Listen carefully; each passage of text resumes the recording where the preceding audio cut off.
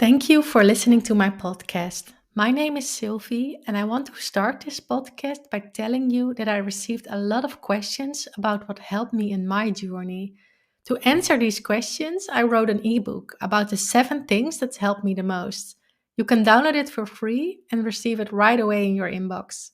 Click on the link in the description or go to my website, theconcussioncommunity.com is the first thing you will see. I hope it's helping you. For now, let's continue with this episode. What having a concussion feels like and how to explain to others.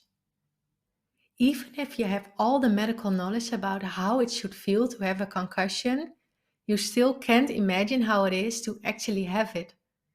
It's a daily struggle, mentally and physically. This is for sure the hardest challenge and struggle I ever had in my life. No doubt about that. How does having a concussion feel for me personally? Where do I start? In the beginning, let's say the first year, I was confused. I didn't know what was going on with me. My body reacted differently to all kinds of situations. I stressed out over the little things, and mentally it was a hell. I had no certainty at all. When is this going to end? Is this even going to end? Will this pain be there for the rest of my life? What can I do to feel better? Am I lacking some crucial support? Am I doing things that will mess up my recovery? Where can I go for help? Am I the only one experiencing those symptoms? Why is the world just continuing and I'm on pause? So many questions and almost no answers anywhere. This was resulting in feeling down, frustrated, and hopeless. Both physically and mentally, I felt lost, like I was in a negative spiral and unable to escape it, and no one could tell me where the exit was. I was just waiting for all this to end, not knowing anything and not talking about it that much. After a year, I couldn't hide and wait anymore. It felt like I had to explain to friends, family, doctors how it felt in order to get more understanding and to find the help I needed. Because what if this waiting phase never ends? The not understanding part and the total feeling of loneliness during the time was tearing me apart. I needed to find the exit to this downward spiral. How can I explain my symptoms to others? A lot of people ask me what it felt because, of course, I look normal, aside from my tired eyes and restless energy. Here are some examples of how I explain my symptoms to others. Nauseousness.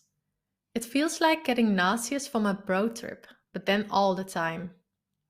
Eyes focus problem. It constantly feels like looking through a camera and noticing the moment it's adjusting to the object to make it sharp. Eyes blurry vision. It's like opening my eyes underwater. This is so hard to describe. Ringing ears. Do you remember going to a place with loud music and coming home afterwards and getting a noise in your ear? I had this feeling all day or for hours. Exhaustion. It feels like a bad hangover. You want to do things, but you don't have the energy for it. You just want to lay down on your couch, but then with the understanding that this is not just for a day, not knowing when it will end. Sometimes combined with the worst flu. It's also comparable with a bad jet lag you have to recover from. Fatigue.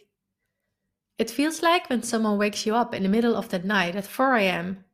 You are disoriented, but also tired all day long.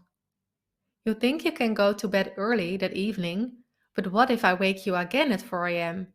and the day after, and so on? I guess you won't have a clear feeling in your mind. Sound sensitivity. What if someone is not just talking but screaming in your ears, and at the same time, loud music is going on, and this is all happening all the time? It feels like the volume button from all sounds is turned up to the absolute max. I bet you are thinking about covering your ears or thinking about earplugs. Light sensitivity. Have you ever looked into the flash of a camera? That's not a nice feeling, right? What if you're sitting in a darker room with some candles and someone is putting a flashlight on you on an unexpected moment? Do you get the feeling that you want to cover your eyes or squeeze them? It's also comparable with the moment when you went clubbing until the early morning and set your first step outside the dark club into the daylight. Feeling overwhelmed by tasks. It's as if you have to do a task for your work, your kids scream in the background, your phone and the doorbell are ringing, and your friend is asking you questions, all at the same time. Or what if you made a day plan? You're not even able to manage within a time frame. Does it give you a stressed feeling?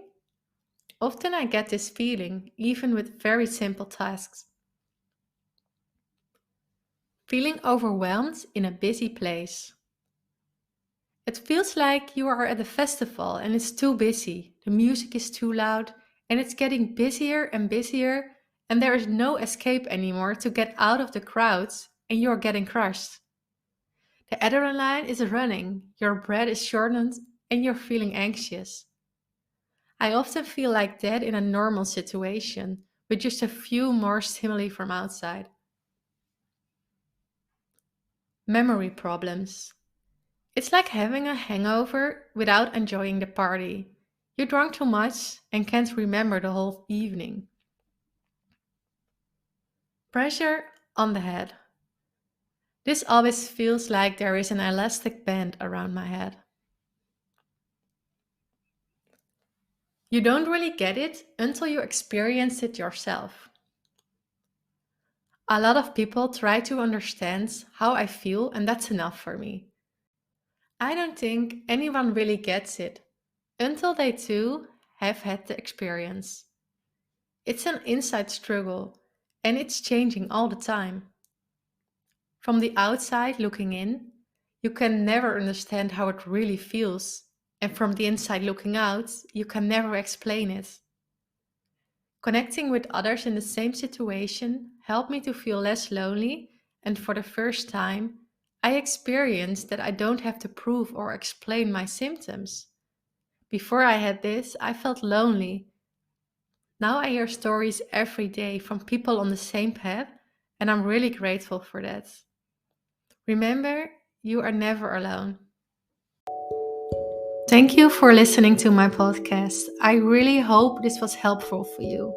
If it was, I would love it if you share it on Instagram, in a story, or in a post, and tag the Concussion Community in it.